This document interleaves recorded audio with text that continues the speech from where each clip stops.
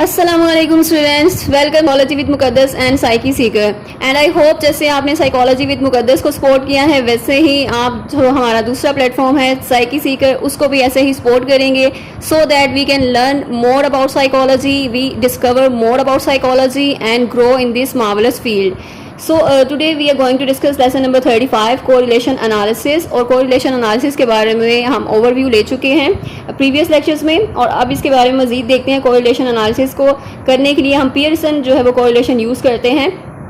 और simple correlation क्या होती है? कोरिलेशन आपकी रिलेशन चेक करने के लिए, यानी आपकी जो दो वेरिएबल्स होते हैं उनमें क्या रिलेशन है और रिलेशनशिप है या नहीं है, उसको देखने के लिए हम कोरिलेशन जो है वो स्टैटिस्टिकल प्रोसीजर यूज़ करते हैं।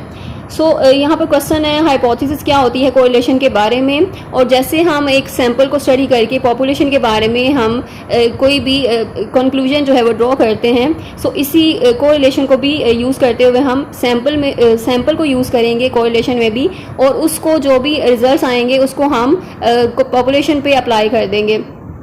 यहाँ पर हम हाइपोथेसिस बनाते हैं, कोरिलेशन में भी हम हाइपोथेसिस बनाते हैं अबाउट पॉपुलेशन, और फिर उसको टेस्ट करने के लिए हम एक सैंपल को लेते हैं और उस सैंपल से डेटा कलेक्ट करके देन उसको एनालाइज करते हैं। यहाँ पर हमारी नल हाइपोथेसिस क्या होगी कि जैसे कि नल हाइपोथेसिस का क्या मतलब है कि वहाँ पर कोई चेंज नहीं है, कोई इफेक्ट नहीं है और कोई डिफरेंस नहीं है। हम यहाँ पर कहेंगे कि देयर इज़ नो रिलेशनशिप या there is no correlation in the population, या पॉपुलेशन की कोरिलेशन जो है वो ज़ीरो है, यानी कि जो हम वेरिएबल स्टडी कर रहे हैं उनका आपस में कोई रिलेशन नहीं है, उनकी कोरिलेशन ज़ीरो है। और अगर हम इसका ऑल्टरनेटिव देखें तो ऑल्टरनेटिव हाइपोथेसिस में हम देखते हैं कि कोरिलेशन एग्जिस्ट करती है, कोरिलेशन नॉन ज़ीरो है, ज़ीरो नहीं है। ये हमारी हाइपोथेसिस है। सबसे पहले हमने हाइपोथेसिस जो है वो बना लेनी है। उसके बाद हम पॉपुलेशन कोरिलेशन को आप किससे डिनोट करते हैं? एक सिंबल है P है वैसे तो, लेकिन ये ग्रीक लेटर इसे रहू कहते हैं, लेकिन आप P ही इसको याद कर लें तो बेटर है और इसको याद रखना इजी रहेगा। यहाँ पर उन्होंने बताया कि नल हाइपोथेसिस P यानी कि population is equal to zero, यानी पॉपुलेशन का जो कोरिलेशन है वो ज़ीरो है या नहीं है। और H1 जो है हमारा alternative P is not equal to zero, it means के पॉपुलेशन का जो कोरिलेशन है दैट इज़ नॉन ज़ीरो और वो ज़ीरो नहीं है, इट मीन्स के वहाँ पर कोरिलेशन एग्जिस्ट करती है। नेक्स्ट है स्पेसिफिक प्रेडिक्शन है हमारी about the direction of the correlation, यानी कोरिलेशन की डायरेक्शन क्या है। तो उस यानी डायरेक्शन को चेक करने के लिए या वन टेल को हम चेक करने के लिए ये जो है वो यूज़ करते हैं फॉर्मूला, दैट मीन्स कि पॉपुलेशन जो है इज़ लेस देन ज़ीरो और इक्वल टू ज़ीरो, यानी पॉपुलेशन जो कोरिलेशन है वो पॉजिटिव नहीं है, ज़ीरो से कम है। जैसे कि हमने वो स्केल देखा था कोरिलेशन का, ज़ीरो से कम होंगी वैल्यूज, इट मीन्स कि वो नेगेटिव कोरिलेशन है। ये हम डायरेक्शन चेक करने के लिए यूज़ करते हैं।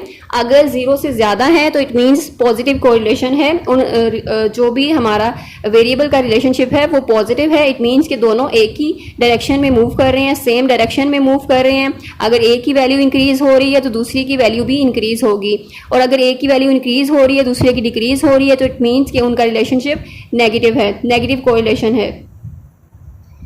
ये हमारी हाइपोथेसिस हो गई एक। और ये डायरेक्शनल हाइपोथेसिस से कहते हैं जिसमें हम डायरेक्शन चेक करते हैं कि वो पॉजिटिव है या नेगेटिव है। अगर लेस देन ज़ीरो है पॉपुलेशन तो इट मीन्स कि वो नेगेटिव है, और अगर वो ग्रेटर देन ज़ीरो है तो इट मीन्स वो पॉजिटिव है।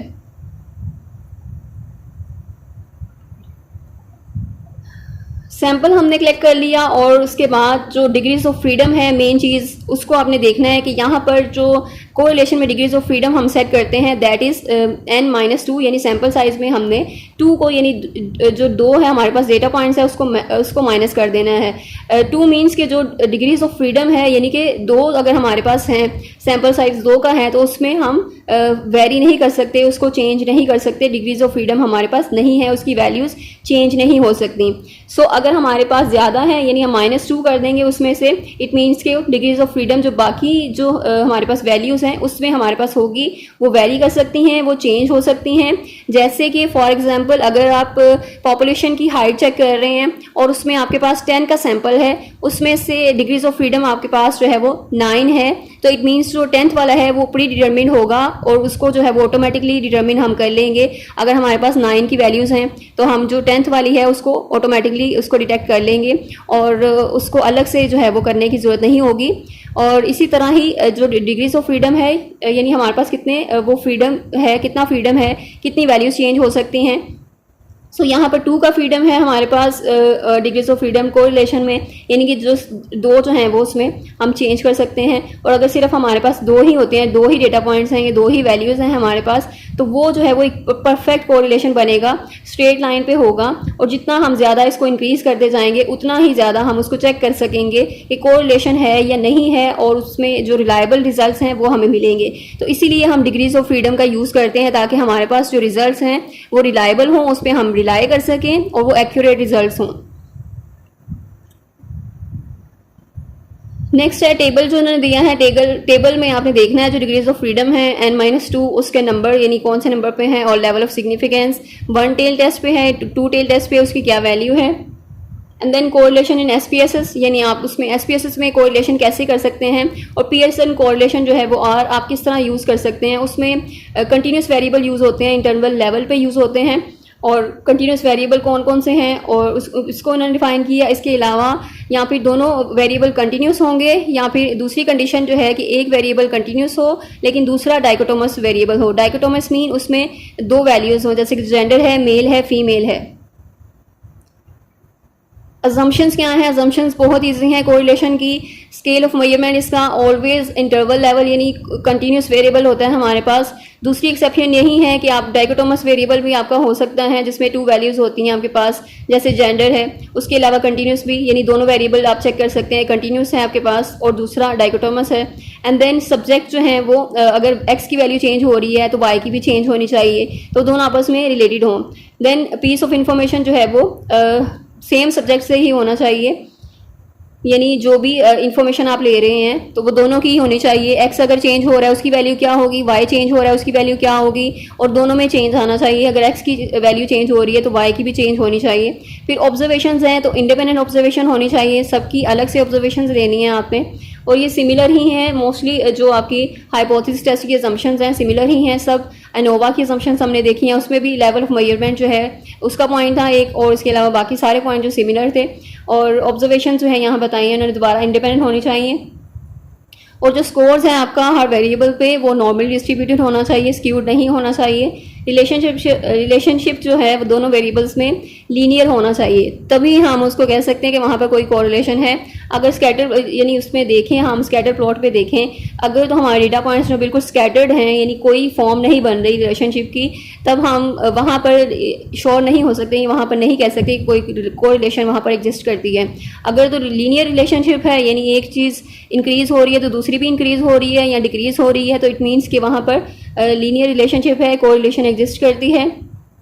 एंड देन उसकी कर्व वाली फॉर्म नहीं होनी चाहिए बल्कि स्ट्रेट लाइन होनी चाहिए, लीनियर रिलेशनशिप होना चाहिए। फॉर एग्जांपल यहाँ पर उन्होंने एग्जांपल्स बता दिए हैं और उसको आपने देख लेना, इसको रीड कर लें जस्ट एक बार। डेटा एंट्री कैसे करनी है आपने SPSS में, और उसमें 2 वेरिएबल्स हैं उसको आपने एंटर करना है, एंड देन उनकी सारी डिटेल्स वगैरह एंटर करनी है, एनालिसिस को रन करना है, कोरिलेट का ऑप्शन सेलेक्ट करना है, बाईवेरिएट सेलेक्ट करना है आपने, और सिंपल यहाँ पे सारा प्रोसीजर मेंशन है, इसको आपने एक बार चेक कर लेना है कि आपने क्या क्या चीज़ें करनी हैं इसमें। और सिंपली आपने जस्ट क्लिक करने हैं इसको, उसके बाद आपको रिजल्ट मिल जाएगा।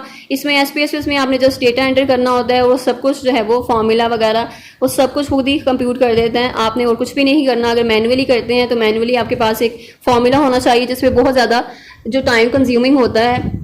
सो इट्स बेटर कि आप SPSS में करते हैं, डेटा एनालिसिस करते हैं उसमें, तो इंटरप्रेट आप रिजल्ट मतलब आपने जब सारे वो करके प्रोसीजर करके उसमें क्लिक्स वगैरह करके डेटा एंटर कर दिया अपना, उसके बाद आपके रिजल्ट्स जो हैं वो आ जाते हैं, उसको आपने चेक करना होता है, उसको इंटरप्रेट करना होता है कि कोरिलेशन आपकी कितनी आई है, जो R की वैल्यू है, कोरिलेशन कोफिशिएंट जिसे कहते हैं, उसकी वैल्यू कितनी है, 0.7 है। इट मीन्स के वो स्ट्रॉन्ग कोरिलेशन है, दैट इज़ नियर टू 1। तो जो 1 के करीब करीब अगर वो आ रही है आपकी वैल्यू, तो इट मीन्स कि आपका रिलेशनशिप जो है वो स्ट्रॉन्गेस्ट है और यानी कोरिलेशन एग्जिस्ट करती है। तो हमने R की वैल्यू से डिसाइड करना होता है, अपने रिजल्ट को इंटरप्रेट करना होता है, और फिर कोरिलेशन यहाँ पर उन्होंने बता दी है कि पियर्सन कोरिलेशन उन्होंने की है तो उसकी वैल्यू क्या आई है, और सिग्निफिकेंट वैल्यू है 2 टेल्ड पे। एंड देन N जो है आपका क्या है, सैम्पल साइज़ क्या था जिसके आपने किया है continue. So size of the value correlation यानी कि इसका साइज क्या है, रेंज फ्रॉम -1 to 1, यानी इसका स्केल पे हम देखें तो -1 से 1 तक उसकी रेंज होती है वैल्यूज़ की। 1 से जो फर्दर यानी कि 1 से अबव कोई वैल्यू नहीं हो सकती, उसके दरमियान में ही होती है कोरिलेशन, यानी 0 से स्टार्ट होती है, 0.1, 0.2, 0.3 इस तरह से फर्दर 1 तक जाती है। सो यहाँ पर जो कोरिलेशन का बताया है कि अगर हमारे पास इतना नंबर है तो इट मीन्स वो स्मॉल है, अगर मीडियम है तो उसका कितना नंबर होना चाहिए, लार्ज है तो उसका कितना नंबर होना चाहिए। और ये इंपॉर्टेंट आपके MCQs भी हैं, क्वेश्चंस भी हैं। स्मॉल है जैसे कि उन्होंने बताया 0.1 है तो आपका वो स्मॉल है, 0.2 है वो भी स्मॉल है, 0.3 और 0.4 मीडियम में आता है, और 0.5 से ऑनवर्ड जो है यानी 1 तक वैल्यू जो है आपकी वो लार्ज कंसीडर होती हैं, यानी आपकी कोरिलेशन जो है वो लार्ज है, कोरिलेशन स्ट्रॉन्गेस्ट है, यानी उन दोनों वेरिएबल्स के दरमियान में कोई रिलेशनशिप एग्जिस्ट करता है। So I hope I made clear, कोई कन्फ्यूजन नहीं है आपको अब। If you have any confusion still, so you can ask in comment section, and do share with this video with other students, and don't forget to follow this channel and also Psyche Seeker, and support both of the channels so that we grow together and we learn more about it and we discover more about it. Thank you so much. Allah Hafiz.